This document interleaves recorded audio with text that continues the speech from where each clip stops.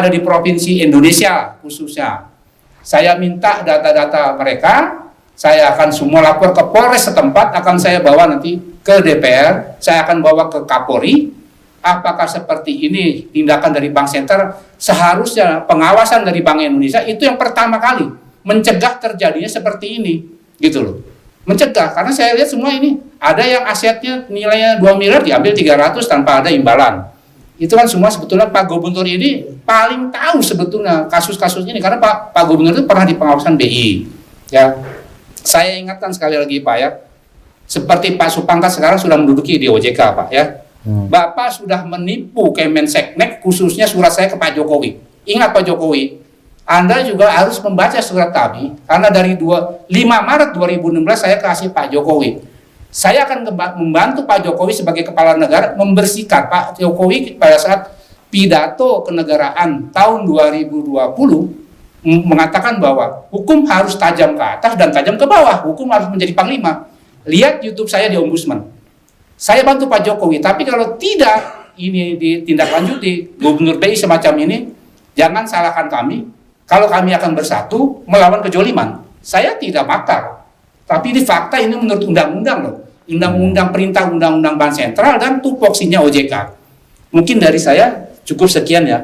Okay. Nah, yang akan saya kasih closing statement, ini terjadi akibat pembiaran, Pak.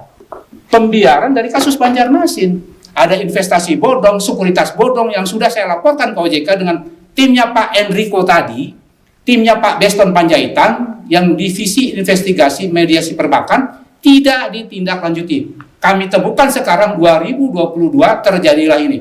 Kalian yang ada di Bank Indonesia harus bertanggung jawab kepada rakyat. Karena gaji Anda adalah dari uang rakyat, Pak. Kami tidak akan berhenti. Sampai kemanapun, silakan Bapak. Kami juga akan ke Mabes nanti, Pak. Silakan Pak Gubernur BI, Pak Enrico, Pak Teguh Supangkat yang sudah membohongi Pak Jokowi. Saya, ini bukan surat untuk saya. Untuk Seknek, tapi saya dapat dari Seknek, Pak. Saya dapatnya bagaimana? Tidak perlu saya ceritakan.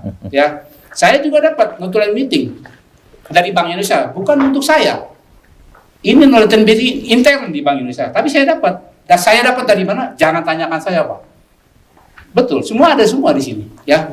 Nah, sekali lagi kepada Bank Indonesia, anggota Dewan, Komisi 3, Komisi 11, saya sudah minta, LPK sudah minta RDP ulang ke fraksi PKS dan P3.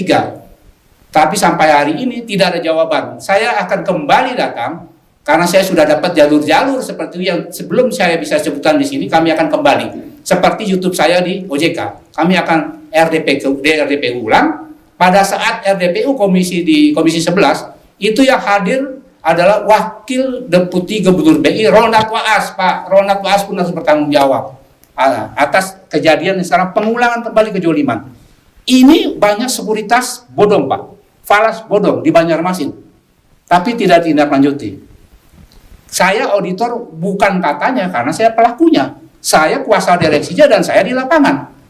Kalau Bapak masih kurang puas dengan saya, kita ketemu nanti di Komisi 11, kita ketemu nanti di Mabes Polri. Silakan Pak.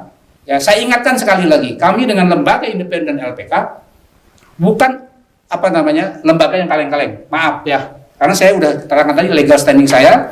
Silakan cek laporan saya di KPK, di OJK, dan di Menteri Keuangan. Ya, itu mungkin dari saya Pak ya. Oke. Nah, sekian dan terima kasih. Karena ini sekali lagi adalah pembiaran Pak. Pembiaran itu tadi yang sudah dijelaskan oleh ketum saya, itu termasuk korupsi. Ya, pembiaran Pak kan. Nah, itu ada sanksinya Pak. Pembiaran itu dalam Undang-Undang Tindak Pidana Perbankan nomor 10 tahun 98. Nah, itu yang sekarang kita akan masuk ke seluruh Polres. Nah, saya pesan kepada semua Kapolres, jangan diulangi lagi kasus Banjarmasin. Karena kejahatan perbankan itu bukan kejahatan tunggal. Di Banjarmasin itu, pimpinan cabangnya pada saat mau sidang, setruk meninggal. Nah, atas dasar itu SP3. Saya sudah pensiun. Tapi saya ingatkan Pak Kapolres ya, khususnya yang di Banjarmasin, yang namanya barang bukti diserahkan kepada dari auditor dan timnya, itu tidak bisa diserahkan kembali kepada orang lain. Harus kepada yang menyerahkan. Sekali lagi ya Pak Kapolres, semua sekarang kepada seluruh Kapolres di Indonesia Pak. Kami tidak akan berhenti. Jelas Undang-Undang Tindak Pidana Perbankan itu sudah jelas aturannya.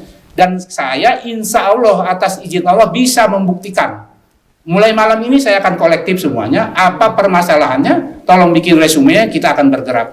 Lillahi ta'ala, kalau Allah mengizinkan kun fayakun. Nah, Anda sebagai Gubernur BI, Anda bilang besar tidak? Yang maha besar itu Allah. Anda sebagai Presiden, yang besar juga tidak, Pak.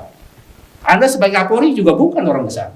Yang besar mau Allah, Pak ya. Hari ini saya contoh yang diselamatkan oleh Allah, saya tidak diluluskan fit and proper oleh Gubernur BI Bolyaman Hadad. Itu saya sudah diselamatkan. Jangan Anda lagi ada di situ, di lingkaran yang zolim. Saya bilang, kalau istilah saya, mereka tuh dajjal. Ini istilah saya, silakan kalau tidak